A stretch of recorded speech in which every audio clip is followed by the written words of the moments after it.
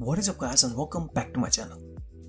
My name is Nouman and today's analysis video is going to be about the Premier League game between Chelsea and Brentford.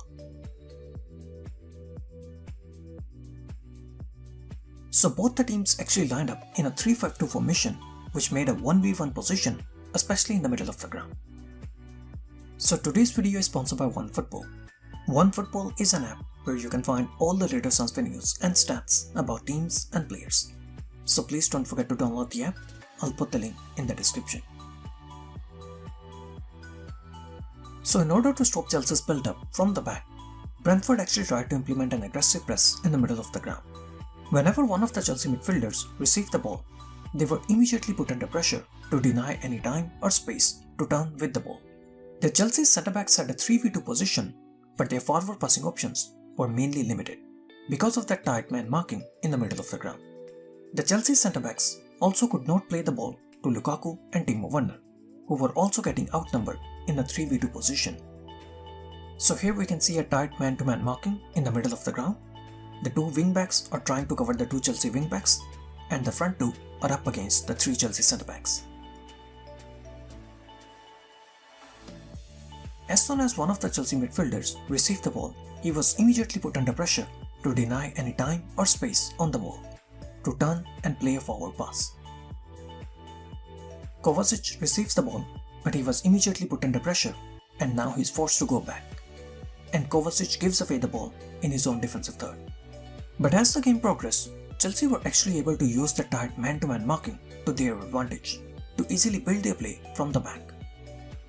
As the game progressed, Chelsea decided to drop their midfielders deep in their own half.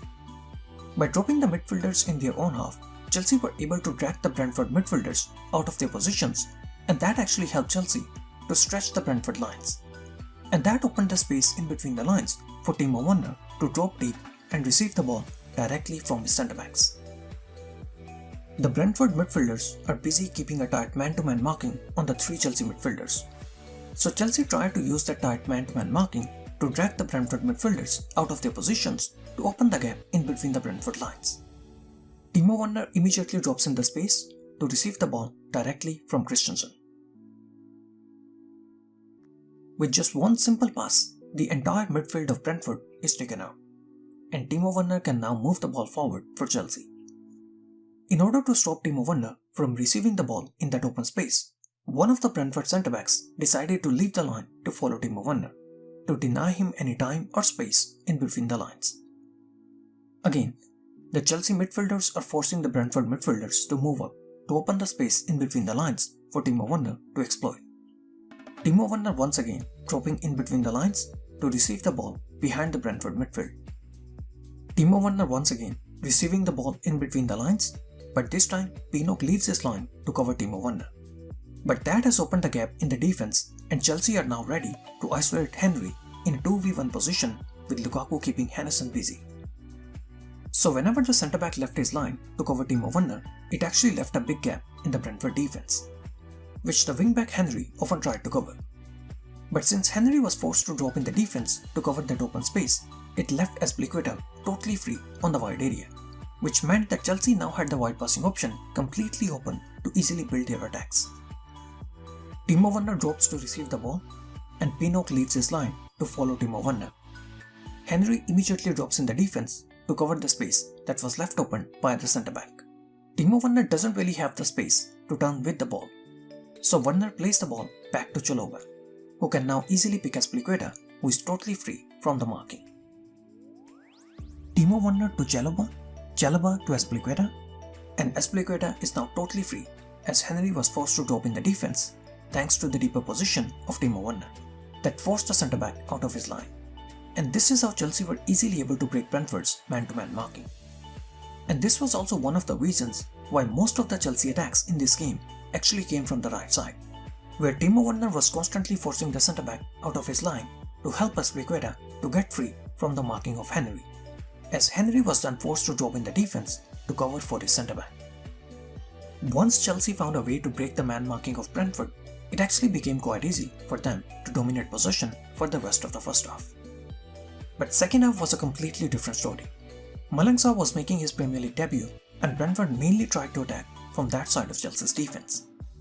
I made a video on Malang Sarr when he joined Chelsea, and in that video, we spoke about the aggressive defensive style of Malang Sarr and how he likes to leave his line to follow his opponents to aggressively press them.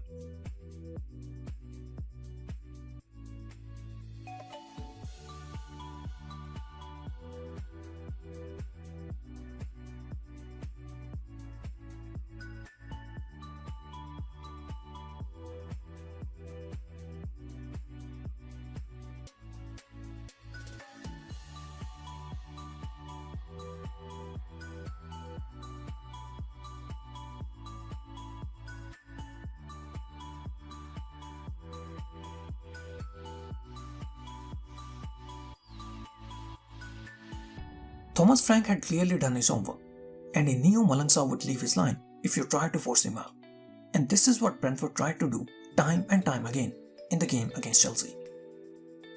So this is how the two teams were lined up on the ground whenever Brentford tried to build their play from the back. They would try to play a few short passes, and as soon as Ivan Toney dropped deep and Malang Sarr tried to follow him, they would immediately launch a long pass from the back for the other striker to exploit behind Malang Sarr. The Chelsea midfielders are busy covering the respective Brentford midfielders. Ivan Toney drops deep and Malang Sarr leaves his line to follow Toney. Malang Sarr steps out of his line to press Ivan Toney, and Brentford immediately play a long pass in the space behind Malang Sarr for the second striker to exploit. Pass in the space behind Malang Sarr, as the plan was to isolate Christensen in a 1v1 position against Bryan Mbeumo. Here again, Malang Sarr once again steps out to follow Mbeumo, and Brentford immediately play a long pass in the space behind Malang Sarr to isolate Andreas Christensen.